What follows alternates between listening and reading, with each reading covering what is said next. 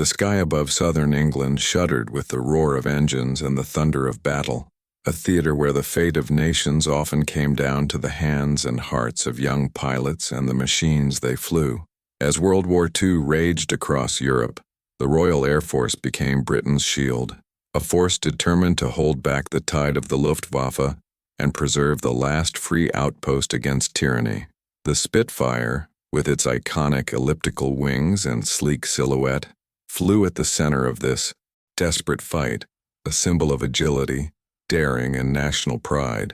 But war is the great revealer of weakness, and what lay at the heart of the Spitfire's brilliant performance also harbored a secret flaw.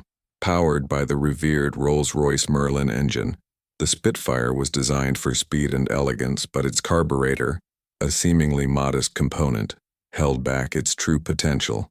Unlike Germany's Messerschmitt Bf-109, which boasted robust fuel injection, the Spitfire depended on a float-type carburetor.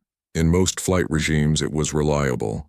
Yet, when Spitfire pilots needed to break away from the enemy by pushing their sticks forward in a negative G maneuver, the engine would stumble, sputter, and sometimes quit altogether. Fuel surged uncontrollably into the cylinders, flooding the power plant at the most perilous moment. British pilots, masters of the skies in so many respects, found themselves shackled by this invisible limitation at the worst possible times. German pilots, their own engines immune to such indignities, soon adapted their tactics. The Luftwaffe's aces would lure British adversaries into tight, twisting encounters, then dive away with impunity, their own Bf-109s growing smaller in the distance as the Spitfires struggled to follow.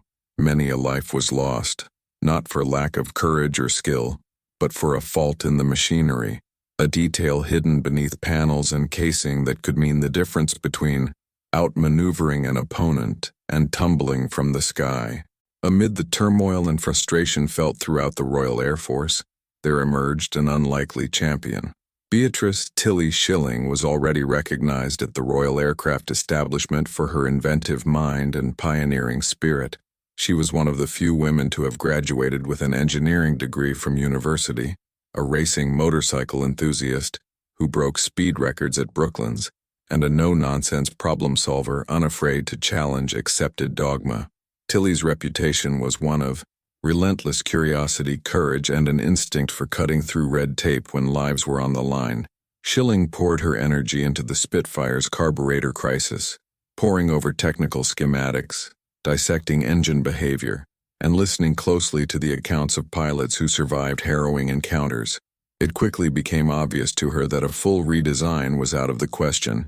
Britain did not have the luxury of taking its fighters out of service or investing in a completely new power plant amid the existential urgency of war. Instead, Tilly focused on the problem's root, the excess fuel allowed to flood the engine during negative G. Her solution was astonishingly simple, ingenious in its economy and effectiveness.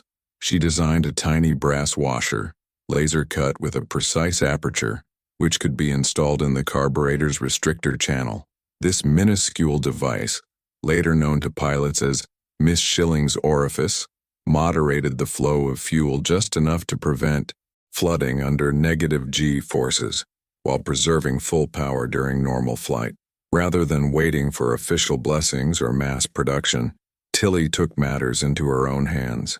Traveling from airbase to airbase with a handbag full of washers and a deep sense of responsibility, she met with mechanics, explained her invention, and helped install them on Spitfires and Hurricanes at the front lines.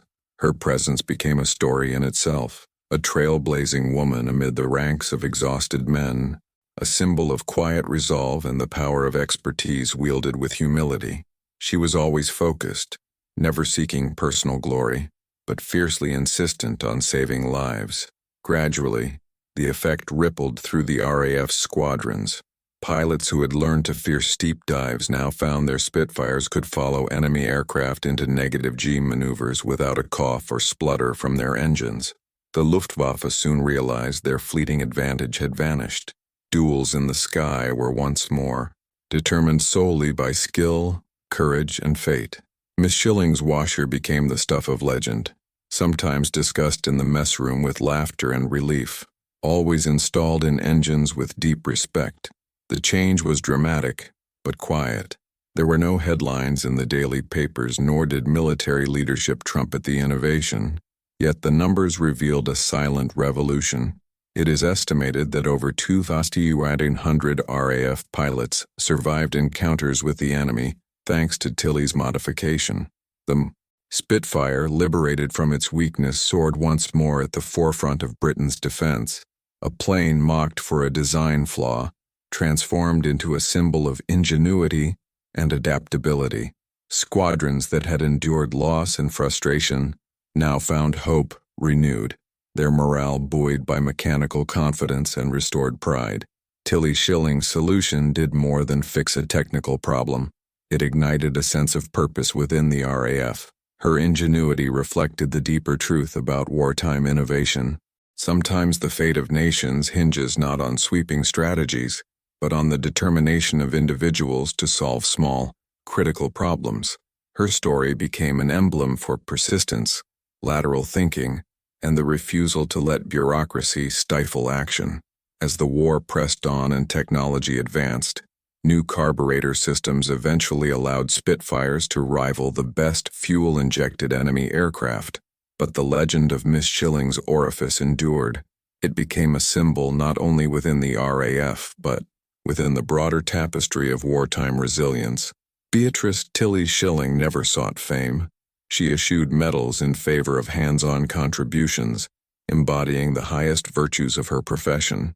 Her journey, starting as an outsider in the engineering world, facing skepticism and barriers at every turn, transformed her into a role model for those who believe that excellence is built on focus, endurance, and the courage to go against convention. The Spitfire's remarkable transition from troubled star to immortal hero of the Battle of Britain stands as a testament to the unseen hands that shape the destiny of machines and men alike. Today, as shimmering Spitfires cut across the skies at air shows, their engines echoing the past, it's easy to overlook the small washer that altered history.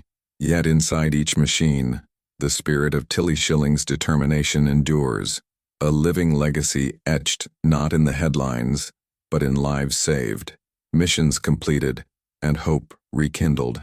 Her story calls us to remember, greatness often wears the guise of modesty, and transformation begins where others see only obstacles. In crisis, even the humblest invention can become the pivot on which history turns, and the lasting symbol of a nation's ingenuity and will to survive.